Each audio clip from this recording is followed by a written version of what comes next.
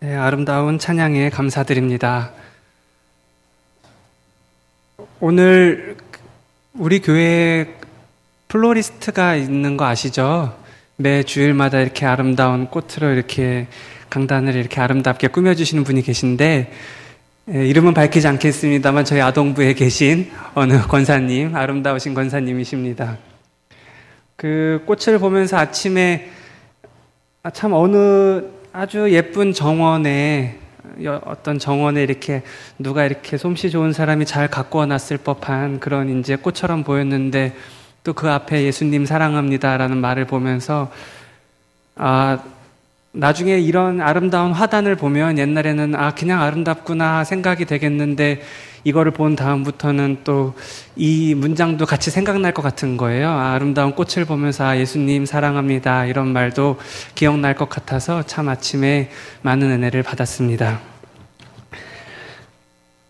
어제 설교문을 마무리하고 작성을 하다가 이런 생각을 했습니다. 설교가 10분이면 좋겠다.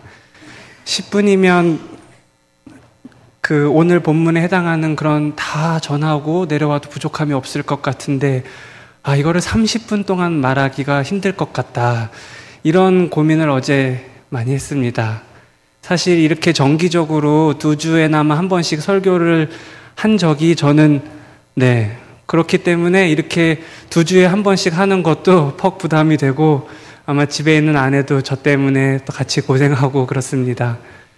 설교를 준비하면서 오늘이 창립 63주년이라는 거를 준비하면서 깨달았어요. 근데 다행스럽게도 또 감사하게도 교회와 또 관련된 주제를 또 준비하고 있어서 감사하다는 생각을 했습니다.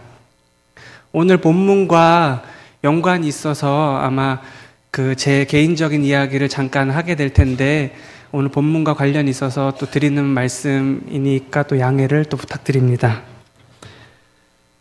교회라는 단어를 여러분들은 어떻게 들으시는지 궁금합니다.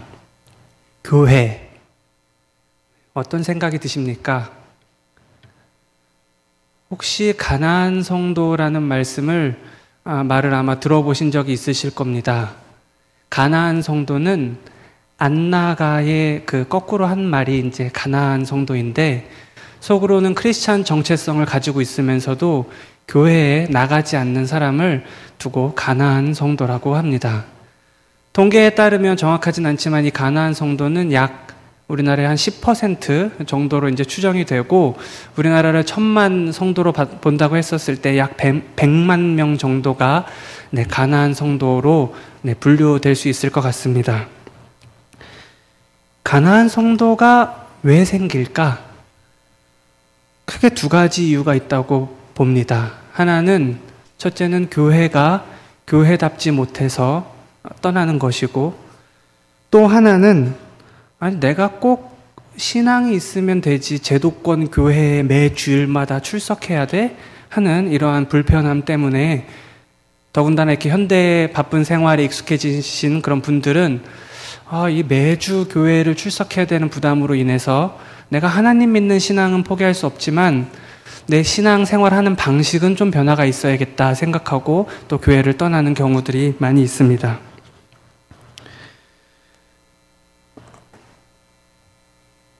중요한 점은 자기의 편의를 위해서 교회를 떠나는 사람도 있지만, 교회를 떠난 사람 중에 적지 않은 사람이 교회가 교회답지 못하다는 판단에서 교회를 떠난 사람도 적지 않다는 겁니다. 교회 생활이 더 이상 자신의 신앙에 유익을 주지 못한다고 판단한 것이죠. 그래서 나의 신앙의 성숙을 위해 오히려 교회를 떠난다는 사람들을 만나서 대화하다 보면 오늘날 교회의 의미를 묻지 않을 수 없습니다. 잠깐 제 얘기를 드리면은, 그럼 나에게 교회는 뭘까? 제가 어머니 뱃속에 있었을 때 아버지는 신학생 신분으로 포천에 작은 교회를 이제 개척을 하셨습니다. 그러다가 이제 제가 5살 정도 됐을까요? 그때 이제 저희 집은 또 짐을 꾸려서 경기도 동두천에로 이제 이사를 하고 그곳에서 이제 또다시 교회를 이제 시작했죠. 그때는 이제 마을회관을 빌렸습니다. 마을회관을 빌려서 이제 교회를 했다라는 표현이 이상하네요. 교회를 봉사했고, 그리고 이제 저희 집은 이제 그런 연탄 난로를 피면서 이렇게 단칸방에서 이렇게 살았었습니다. 사실 교회가 자립하지 못해서 저희 어머니 아버지들 손 벌리면서 살아야 했고, 겨우 살림이 핀다 싶었을 때 아버지는 경기도 양주로 3번째 교회를 찾아 떠나셨습니다. 제가 지금도 잊을 수 없는 장면이 여러 개 있는데, 그 중에 하나는 성도가 얼마 되지 않을 거 아닙니까? 그 중에 이제 한 명 성도가 저희 집에 찾아옵니다. 교회를 이러이러한 이유 때문에 떠나야 된다고. 그러면 저희 아버지가 그 분의 다리를 붙잡고 이제 만류하시던 그런 장면이 저한테는 되게 기억에, 뇌리에 남아 있습니다. 그리고 또 가끔씩 하는 새벽 기도 때마다 아버지가 하던 그런 기도문들 기억납니다. 그래서 나에게 교회란 뭘까? 저에게 교회는 생활이었지만 또 떠나고 싶은 그런 또 일상이었습니다. 그래서 가나안 성도에 대한 이야기가 나올 때면 왠지 모르게 마음이 아프고, 또 왠지 모르게 내가 그 사람한테 뭔가 얘기해 줘야 될 것 같고, 그런 생각이 또 드는 것인지도 모르겠습니다. 물론 그럼에도 어릴 때부터 다녔던 교회 덕분에 하나님을 만나고 또 신앙을 배우고 교회 생활을 배우고, 또 나이가 들어서는 또 얼마 되지 않은 그런 교회이기 때문에 저는 매주일 오전 오후마다 찬양을 인도하고 또 PPT 자막을 만들고 넘기는 일을 반복했습니다. 제가 군입대를 앞두고 제 기도 제목이 뭐였냐면, 하나님, 저 없으면 교회 안 돌아갑니다. 그 교회에 매주 출석할 수 있는 군대로 보내주십시오. 이게 제 기도 제목이었습니다. 감사하게도 제가 군 생활을 좀 길게 40개월 했는데, 그동안에 제 기억으로는 한 2차례, 아마 군대 다녀오신 분들은 아실 겁니다. 2번 빼고 자기 다니던 교회에 늘 출석하는 게 얼마나 잊기 힘든 일인지를 아마 아실 텐데, 그렇게 교회를 갈 수 있었습니다. 네, 지금 생각하면 기적이죠. 근데 물론 억지로 맨날 주일만 되면 교회 가려고 근무도 바꾸고 뭐 그러다 보니까 저 때문에 주위의 사람들이 많은 피해를 입었습니다. 어쨌든 주일이면 늘 내 자리에 가서 앉아야 있어야 된다는 그런 생각이 저에게 있었던 것 같습니다. 또 그럼에도 불구하고, 그렇게 생각함에도 불구하고 역시 매주일 교회에 나가 내 자리를 지킨다는 것은 여전히 쉬운 일은 아니었습니다. 어느 날 우리 교회의 한 청년과 대화를 하게 됐습니다. 형, 나 신앙생활이 너무 힘들다. 나는 왜 이렇게 힘들게 신앙생활해야 돼? 큰 교회 가서 많은 청년들과 교제하면서 나 즐겁게 신앙생활하고 싶다.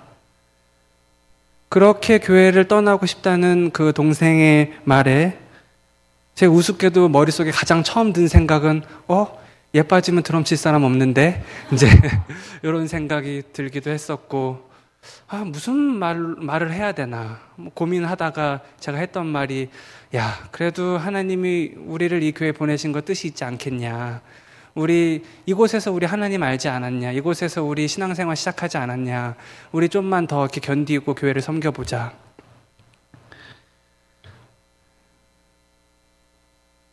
그렇게 이제 다독이면서 또 지냈던 또 기억도 있습니다. 그러다 제가 신학교를 입학하고 또 제 주변 동기들이 이제 하나둘 이제 사역지를 찾아서 이제 전도사로 떠날 때 저는 내가 이 교회를 떠날 수 있을까 고민이 되었습니다. 그래서 몇 번의 기회를 뒤로 미루다가 그 남양주의 어느 교회에서 부름이 있었을 때 제 마음속에 큰 질문을 가지고 떠났던 것 같습니다. 하나님, 제가 그 교회로 가게 된다면 제가 그 교회로 가야만 하는 납득할 만한 이유를 저한테 좀 주십시오.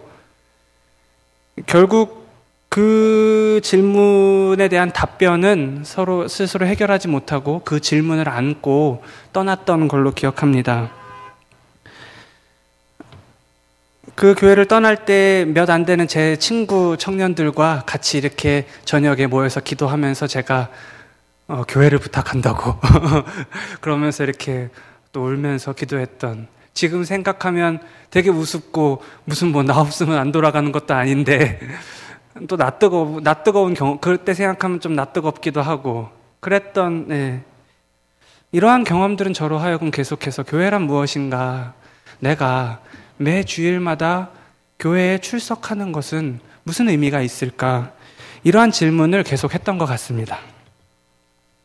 그렇게 고민을 하던 시기에 저를 지탱해 준 말씀이 하나 있었는데, 그것은 창세기 후반부의 요셉에 대한 이야기였습니다. 요셉 잘 아시죠? 가족들에게 버림받고 또 이방으로 팔려나가서 종살이 했죠. 감옥살이 했죠. 그가 그곳에서 여러 가지 우여곡절을 겪었지만 그가 중심을 지킬 수 있었던 것은 자기 삶에 대한 명확한 자기 인식이었습니다.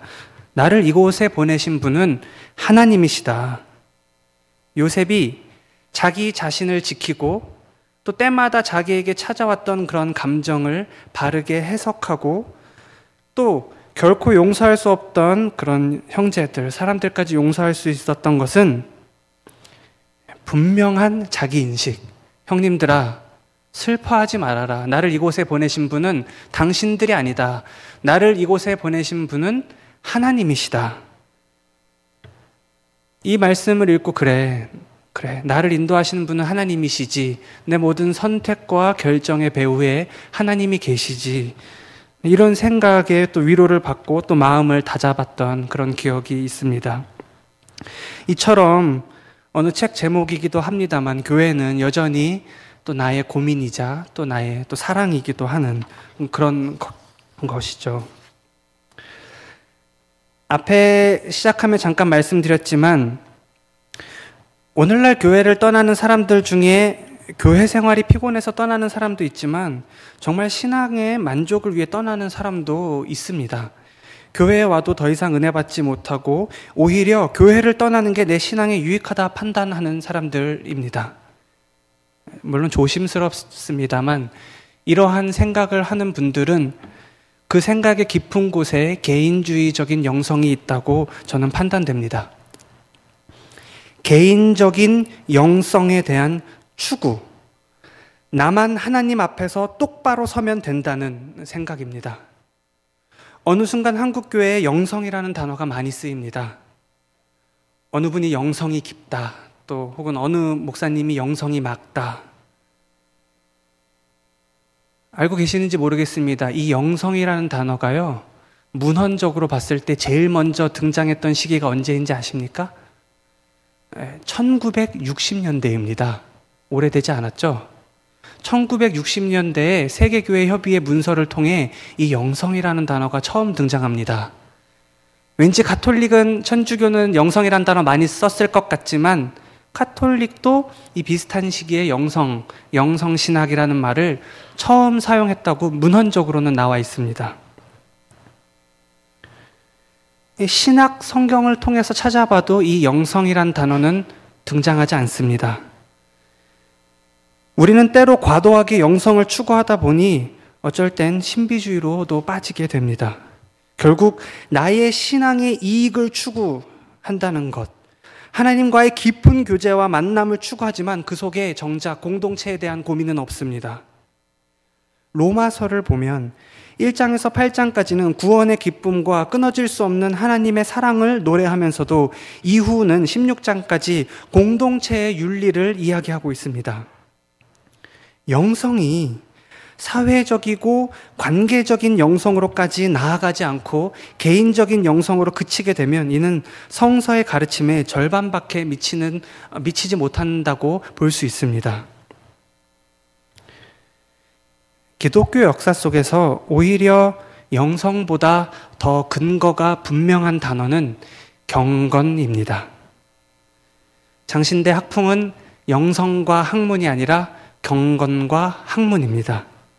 이 경건이라는 단어는 신약 성서에만 47회 등장합니다.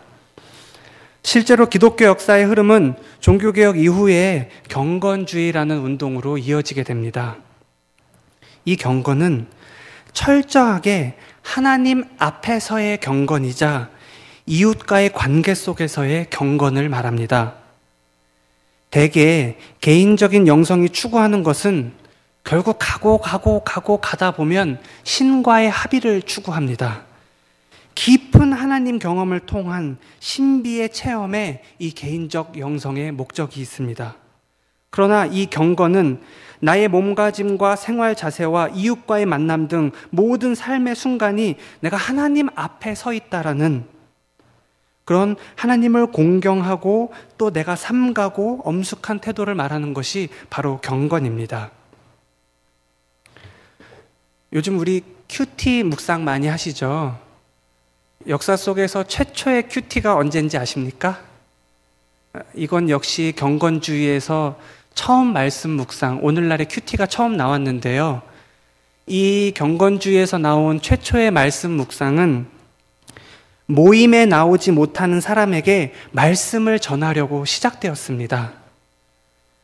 오늘날 개인적인 묵상에 따른 큐티와는 조금 차이가 있습니다. 말씀 묵상이 그 시작이 기원이 본래적부터 사회적이고 또 관계적이었다는 말씀입니다. 이들이 추구한 것은 개인적인 영성이 아니라 하나님 앞에서의 경건함이었습니다. 또한 교회에 대한 사랑의 실천이었고 그들에게 있어 경건은 철저하게 이웃과의 관계 설정을 통해 구체화되었습니다. 우리 신앙에 이러한 경건이 있나? 내 개인의 영성은 있지만 사회적이고도 관계적인 그러한 영성은 있나? 우리는 물어볼 필요가 있습니다. 얼마 전에 같이 이제 책을 읽고 또 나눔을 하는 그런 독서 모임에서 이제 같이 교제를 하다가 대화 중에 그분들이 자기 신앙에 대한 깊은 고민들을 같이 이렇게 나누게 된 적이 있습니다. 이분들은 정말 교회에 깊은 뿌리를 내리고 계셨지만 이분들의 고민은 정말로 정말 그 신앙에 대해서 깊은 고민을 가지고 계셨습니다. 제가 그렇다고 해서 제가 신학 조금 했다고 그분한테 쉽게 대답할 수도 없는 노릇이고 그분들 나름의 하나님 앞에서 이제 진지하게 던지고 있는 질문들인 거죠. 어쩌면 온몸으로 던지는 질문일지도 모릅니다. 잠깐 이야기를 멈추고 오늘 본문으로 잠깐 오겠습니다. 오늘 보면 많이 유명한 본문입니다. 실로암 맹인이 눈을 나음 받았다는 그런 본문입니다. 사람들이 예수님께 찾아와서 질문하죠. 이 사람이 맹인으로 난 것이 누구의 죄로 인함입니까? 자기입니까? 그의 부모 탓입니까? 어느 쪽으로 해석해도 실족하게 되는 이런 딜레마. 어째서 내게 이런 일이 생기는 겁니까? 나의 죄입니까? 아니면 내 부모의 죄입니까? 나의 죄라고 하면 나 자신을 자책하게 될 것이고 내 부모의 죄라고 하면 내 부모를 미워하게 될 것이고 결국 궁극적으로는 여전히 하나님을 원망하게 될 수밖에 없는 이 질문. 저는 오늘날 이 질문 속에 이들이 던졌던 이 질문, 우리가 가진 질문들로 바꿔볼 필요가 있다고 생각합니다. 내가 가진 궁극적인 질문, 하나님 앞에서 정말이지 묻고 싶은 질문, 그런 질문 있지 않습니까? 하나님 내 눈앞에 나타나신다면 묻고 싶은 거 있지 않습니까? 그런데 오늘 본문의 예수님은 이것 때문이다 저것 때문이다 말씀하지 않으시고 다만 하나님이 하시는 일을 나타내려 함이라 말씀하시고는 실로암 못에 가서 씻으라고 말씀하십니다. 저는 이 장면을 보면 열왕기하 5장의 나아만 장군이 생각납니다. 나아만 장군, 한센병이 들어서 이스라엘의 선지자 엘리사를 찾아옵니다. 엘리사는 그에게 요단강에 7번 몸을 씻으라고 말합니다. 그 말을 듣고 나아만은 분노합니다. 지금 나를 뭘로 보고 이런 처우를 하는 것인가? 마중도 나오지 않은 채 종을 통해 말만 전하는가? 그때 종이 목숨을 걸고 나아만께 말합니다. 한 번만 참고 이 이스라엘의 선지자 말씀에 순종해 보십시오. 나아만은 속으로부터 밀려오는 분노, 또 자기 감정의 고집, 이거 분명 부당한 대우인데 했던 그런 의문들을 내려놓고 요단강에 내려가서 씻고 닦기를 반복합니다. 그곳에서 나아만은 회복과 치유를 경험합니다. 그는 그곳에서 하나님을 경험합니다. 그가 엘리사에게 돌아와서 한 말은 실로 온 천하의 하나님이야말로 참 하나님이시다.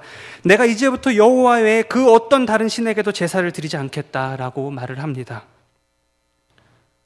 다시 오늘 본문으로 와서 실로암으로 가라. 이 실로암은 본문에도 설명되어 있지만 보냄을 받았다라는 뜻입니다. 이 사람은 보냄을 받은 곳에서 지금 눈을 뜨게 됩니다. 여기서 그 소경이 눈을 떴습니다. 어떤 눈을 떴냐? 하나님이 누구신지, 예수님이 누구신지 거기서 알았습니다. 복음서 전체를 관통하는 핵심 질문, 예수님은 누구신가? 우리 평생의 소원, 예수님 더 알고 싶고 하나님 만나고 싶고, 그는 실로암에서 비로소 그 몸에 눈을 뜬 것뿐만이 아니라 자신의 근원적인 질문에 대한 해결을 얻었습니다. 종교 지도자들, 그 당시에 그 누구도 알지 못하고 보지 못했던, 그래서 오히려 예수님께 핀잔을 들었던, 차라리 너희가 맹인이 되었더라면 볼 것이거니와 너희가 본다 하니 오히려 맹인이로다. 이 요한복음 9장 실로암 사건을 달리 표현하면 어떤 소경이 보지 못하는 자가 보냄받은 곳에서, 파송받은 곳에 가서 눈을 뜨고, 눈만 뜬 것이 아니라 자신의 궁극적인 질문이 해소된 사건. 다른 모든 사람들이 이것이 누구의 죄냐? 이거 너의 죄냐? 너의 부모의 죄냐? 이러한 책임의 전가들, 혹은 누군가를 희생양 삼아서 원망하고 차별해야 하는 이 정죄의 굴레에서 벗어나 예수님이 누구신지를 비로소 깨달아 알게 되는, 그래서 하나님 앞에서 나의 문제가 해결되고 나의 의문이 벗어지고, 그래서 보다 높은 차원에서의 문제가 해결되고 또 통합을 경험하게 되는 이러한 기적을 경험했던 것입니다. 우리는 오늘도 실로암 연못가에 앉아있는 소경과 같습니다. 우리는 보냄받은 곳에서 이 요한복음의 소경처럼 와 있다고 생각합니다. 누구는 그곳이 유치부 교사이고, 아동부 교사이고, 식당 봉사대이고, 예배 봉사이고, 누구는 그곳이 저 뒤에 방송실에서 PPT를 넘기는 자리일 수 있습니다. 그곳이 어디든 그곳은 부름받은 곳이고 우리들의 실로암입니다. 그곳에서 우리는 주님을 만납니다. 그곳에서 우리는 나의 궁극적인 질문에 대한 답을 얻습니다. 먼 여정 끝에 얻는 깨달음이 아니라 주께서 내게 허락하신 일, 내게 맡겨주신 일, 그것이 아무리 작고 보잘것없다 하여도 나를 보내신 이가 당신들이 아니다, 하나님이 나를 보내셨다 라는 이 하나님 앞에서의 분명한 자기 인식, 파송받은 자로서의 자기 정체성, 나는 이곳에서 하나님 만날 것이다. 내가 식기를 닦는 곳에서, 내가 쓰레기를 분리 배출하는 곳에서, 내가 아이들을 섬기는 곳에서, 내가 계속해서 소진하고 나의 에너지를 계속해서 부어야 하는 이곳에서, 그곳이 나의 실로암이다. 오늘날 증가하고 있는 가나안 성도에 대해서 어떤 사람은 이렇게 말합니다. 저의 선생님이기도 한데, 가나안 성도에 그치지 말고 갈릴리 성도가 되어라. 부활하신 주님께서 제자들에게 하신 말씀, 우리 갈릴리에서 다시 만나자. 갈릴리는 어디입니까? 예수님의 사역의 현장이셨던 곳이고 또 우리들의 섬김과 봉사의 자리가 바로 또한 갈릴리입니다. 갈릴리 성도가 되라는 것은 교회 안과 밖의 기준에서 벗어나 성도의 본질로 돌아가라는 것입니다. 오늘 우리들의 실로암은 어디입니까? 하나님께서 나를 가라 명하신 곳은 어디입니까? 하나님께서 나를 보내신 곳은 어디입니까? 하나님께서 내게 맡겨주신 일은 무엇입니까? 우리들은 그곳에서 우리 신앙의 눈을 뜨게 될 것입니다. 그리고 지금 현재 우리들의 실로암인 이 영남교회에서 우리들은 주님의 현존하심을 경험하는 신령한 두려움과 기쁨과 감격을 누리면서 하나님을 배우고 또 닮아가게 될 것입니다. 그렇게 되기를 기도합니다. 기도하겠습니다. 이 하루도 주님 앞에 나와 사랑하는 지체들과 함께 주님을 높이며 찬양하며 기도하고 예배하게 하심을 감사합니다. 이 교회를 위해 수고하고 헌신하는 모든 손길들 가운데 함께 하시오며 그곳에서 날마다 하나님의 살아계심을 경험하는 그곳이 되게 하옵소서. 그리하여 나아만이 깨끗해진 것처럼 소경이 눈뜬 것처럼 우리들의 몸과 마음을 새롭게 하시는 그 하나님의 은총을 경험하게 하옵소서. 우리가 주의 몸된 교회를 힘있게 세워가는 데 쓰임받는 귀한 그릇으로 날마다 빚어지게 하옵소서. 예수님의 이름으로 기도합니다. 아멘. 우리 찬송 384장 찬양하시겠습니다.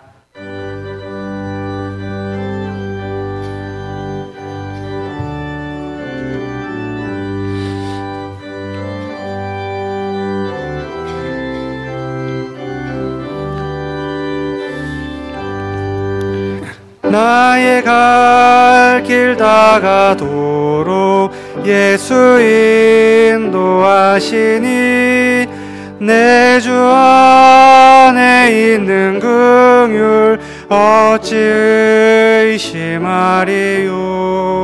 믿음으로 사는 자는 하늘 위로 받겠네. 무슨 일을 만나든지 만사형통하리라. 무슨 일을 만나든지 만사형통하리라. 나의 갈 길 다가도록 예수 인도하시니 어려운 일 당한 때도 족한 은혜 주시네. 나는 심히 고단하고 영혼 매우 가라나 나의 앞에 반석 샘물 나게 하시네. 나의 앞에 샘물 나게 하시네. 나의 갈 길 다가도록 예수 인도하시니 그의 사랑 어찌 큰지 말로 알 수 없도다. 성령 감화 받은 영혼 하늘 날아갈 때에 영영 부를 나의 찬송 예수 인도하셨네. 영영 부를 나의 찬송 예수 인도하셨네.